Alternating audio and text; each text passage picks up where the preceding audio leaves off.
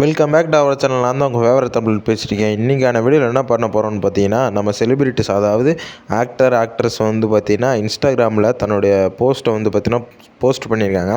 அதில் இருக்கிறதா வந்து பார்த்திங்கன்னா இந்த வீடியோவில் பார்க்க போகிறோம். அது காமெடியாகவும் இருக்கலாம், சீரியஸாகவும் இருக்கலாம். அதனால் வந்து பார்த்திங்கன்னா இது வந்து பார்த்திங்கன்னா காமெடிக்காக மட்டுமே, யாருமே சீரியஸ் எடுத்துக்க வேணாம். நம்ம சேனலுக்கு புதுசுனா நம்ம சேனலை சப்ஸ்கிரைப் பண்ணிக்கோங்க. வாங்க இப்போ நம்ம வீடியோக்குள்ளே போகலாம்.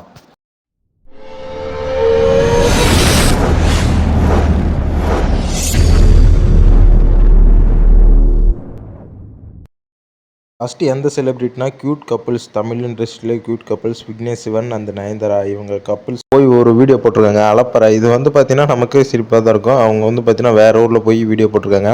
இதுவுமே வந்து பார்த்திங்கன்னா சோஷியல் மீடியாவில் பயங்கரமாக ட்ரெண்டிங்கில் இருக்குது. அதுக்கப்புறம் வந்து பார்த்தீங்கன்னா இவங்களுக்கு வந்து பார்த்திங்கன்னா படமே நடிக்கிற வாய்ப்பு கிடையாது. இவங்க வந்து பார்த்திங்கன்னா படம் நடிக்க மாட்டேன்னு சொல்லிட்டாங்க. எதனால் வந்து பார்த்திங்கன்னா நான் ஒரு நல்ல அம்மாவாகவும் நல்ல மனைவியாகவும் இருக்க விரும்புகிறேன். அதனால் வந்து பார்த்திங்கன்னா நான் இனிமேல் படமெல்லாம் நடிக்க மாட்டேன். என் புருஷனுக்காக என் பசங்களுக்காக வந்து பார்த்திங்கன்னா நான் அவங்களுக்கான டைம் ஸ்பெண்ட் பண்ண போகிறேன் அப்படின்னு சொல்லியிருக்காங்களாம்மா. இதனால் வந்து பார்த்திங்கன்னா நயன்தாரா ஃபேன்ஸ் வந்து பார்த்திங்கன்னா கொஞ்சம் கோவமாக தான் இருக்காங்க, வருத்தமாகவும் இருக்காங்க. ஏன்னா வந்து பார்த்திங்கன்னா இவங்களுக்கு 2 பசங்க இருக்காங்க. அதனால் அவங்களையும் பார்த்துக்கணுமில்ல. சினிமா விட்டு போகிறேன், இத்தனை நாள் இருந்தது போதும், இனிமேல் வந்து பார்த்திங்கன்னா சினிமாவில் நடிக்க மாட்டேன் அப்படின்னு சொல்லி வந்து பார்த்திங்கன்னா ரீசெண்டாலாம் பேசிகிட்டு இருக்காங்க. அதுக்கப்புறம் வந்து பார்த்திங்கன்னா இவங்க ஒரு காது குத்திருக்காங்க.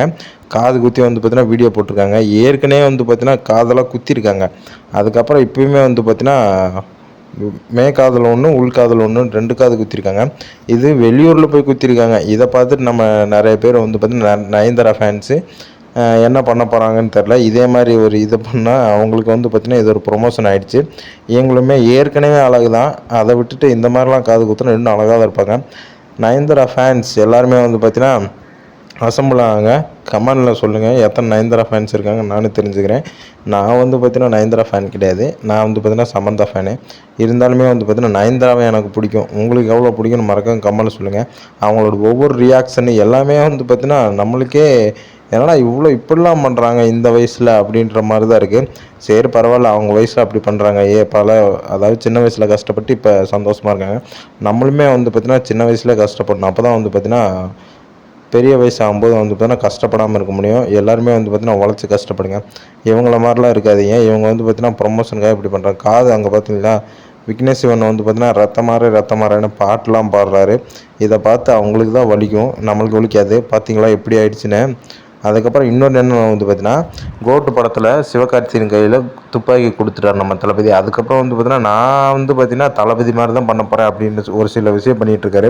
ரீசெண்டாக ஒரு ரோட்டில் வந்து பார்த்திங்கன்னா ஒரு இது நடந்திருக்கு. அதில் வந்து பார்த்தீங்கன்னா சிவகார்த்திகேயன்கிட்ட கேள்வி கேட்குறாங்க அடுத்த தளபதியான. இவருமே வந்து பார்த்திங்கன்னா ஸ்மூத்தாக எஸ்கேப் ஆகிட்டார். தளபதினா ஒருத்தர், அஜித்னா ஒருத்தர், அல்டிமேட் ஸ்டார்னா ஒருத்தர், சூப்பர் ஸ்டார்னா ஒருத்தர், உலக நாயகர்னா ஒருத்தர் அப்படி சொல்லி வந்து பார்த்திங்கன்னா எஸ்கேப் ஆகிட்டார். இதை வந்து பார்த்திங்கன்னா நம்ம லியோ ஆடியோ லான்ச்சில் நம்ம தளபதி சொல்லியிருப்பார். அவரை மாதிரியே பண்ணிட்டு கிடக்கிறாரு இவர்.